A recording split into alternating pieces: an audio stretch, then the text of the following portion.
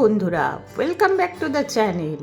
চলে এসেছি একটা নতুন ব্রেকফাস্টের রেসিপি নিয়ে। আজকে আমি তৈরি করছি টাইটেল দেখে বুঝেই গেছে, শাকসুকা, ডিমের শাকসুকা, এগ শাকসুকা।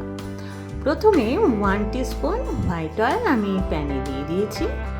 এবার তেলটা গরম হয়ে গেছে, প্রথমেই দিয়ে দিলাম রসুন কুচি। বেশ 7-8খানা রসুন আমি এখানে একেবারে ফাইনলি চপড করে নিয়েছি। এবার দিচ্ছি পেঁয়াজ কুচি। পেঁয়াজটাও কিন্তু একেবারে ছোট ছোট করে কেটে নিয়েছি। একটা মিডিয়াম সাইজের পেঁয়াজ আমি এখানে দিচ্ছি। বেশি পেঁয়াজ দেওয়ার এখানে কোনো দরকার নেই, একটা মিডিয়াম সাইজের পেঁয়াজ দিলেই হবে।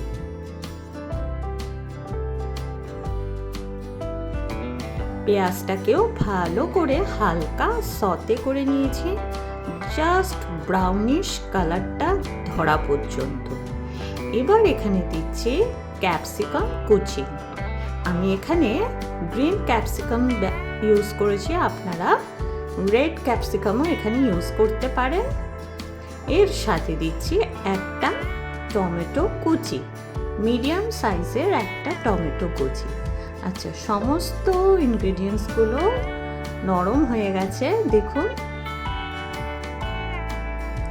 এবার এখানে দিয়ে দিচ্ছি কাঁচা লঙ্কা কুচি। ঝাল অনুযায়ী আপনারা এখানে কাঁচা লঙ্কা অ্যাড করবেন। এইবার আরও 2টো টমেটো আমি পিউরি তৈরি করে রেখেছিলাম, সেই টমেটো পিউরিটা আমি এখানে দিয়ে দিলাম। এটা কিন্তু বানানো অত্যন্ত সোজা, যে কেউ বানাতে পারে, আর খুব কম টাইমে হয়ে যায় একটা চমৎকার ব্রেকফাস্ট। এরপর কিছু ড্রাই স্পাইসেস দিলাম, 1/2 টিস্পুন হলুদ গুঁড়ো, 1 টিস্পুন শুকনো লঙ্কার গুঁড়ো, আর দিলাম রেড চিলি ফ্লেক্স। সরি, আমি এখানে কিন্তু কাশ্মীরি শুকনো লঙ্কা ইউজ করেছি। আপনাদের কাছে পেরি পেরি পাউডার থাকলে সেটাও ইউজ করতে পারেন।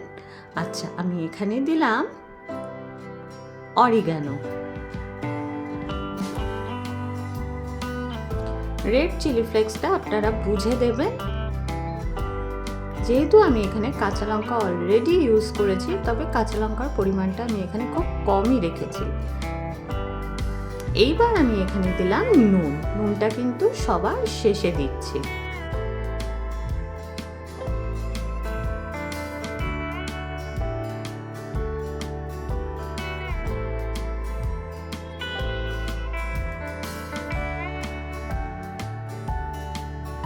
সামান্য একটু জল দিয়ে মশলাটাকে ভালো করে রান্না করব। আপনারা কি বাড়িতে শাকসুকা কোনোদিন বানিয়েছেন? কে কিভাবে বানিয়েছেন অবশ্যই জানাবেন। একটু ঢেকে দিয়েছিলাম মিনিট 3। এটা মশলাটা সম্পূর্ণ রেডি। এবার এখানে 3টে হোল তৈরি করব। স্প্যাচুলা দিয়ে আমি 3টে হোল তৈরি করব। যেহেতু আমি 3টে ডিমের শাকসুকা বানাচ্ছি, তাই আমি 3টে হোল তৈরি করলাম। এবার মাঝখানে ডিমটা দিয়ে দিলাম। আমি বাটিতে করে রেখেছিলাম, আপনারা এখানে ডাইরেক্ট ফেটিয়ে ডাইরেক্ট ডিমটা ভেঙে দিয়ে দিতে পারেন। আমি আলাদা করে রেখেছিলাম।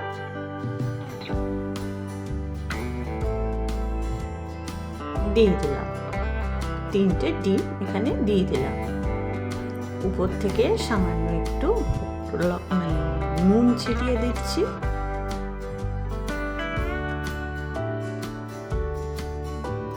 সামান্য একটু গোলমরিচ গুঁড়ো,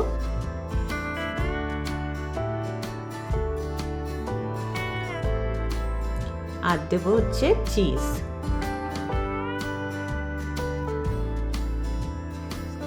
চিজটা সম্পূর্ণ অপশনাল, আপনারা নাও দিতে পারেন, তবে চিজ দিলে এর টেস্টটা কিন্তু বাড়ে আর খেতেও দারুণ হয়। আমি এখানে প্রসেস চিজ দিচ্ছি, আর কয়েকটা ধনেপাতা উপর থেকে ছড়িয়ে দিচ্ছি। জাস্ট একটু দেখতে ভালো লাগবে বলে, এটাও অপশনাল।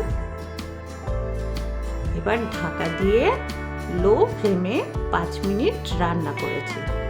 দেখুন ডিমটা কিন্তু হয়ে গেছে। যখন দেখবেন উপর থেকে এরকম ভারী হয়ে গেছে, তার মানে হয়ে গেছে। এটা কিন্তু প্যানেই সার্ভ করতে হয়, কারণ এখান থেকেই কেটে কেটে খেতে হয়। তাই আমি পুরো ফ্রাইং প্যান ধরেই টেবিলে সার্ভ করেছি। কেমন লাগলো এগ শাকসুকা এই রেসিপিটা? ভালো লাগলে অবশ্যই বলবেন, আর একটা লাইক, শেয়ার, কমেন্ট করতে ভুলবেন না। পাশে থাকা বেল অল আইকনটা আছে, ওটা অবশ্যই প্রেস করে দেবেন। বাই।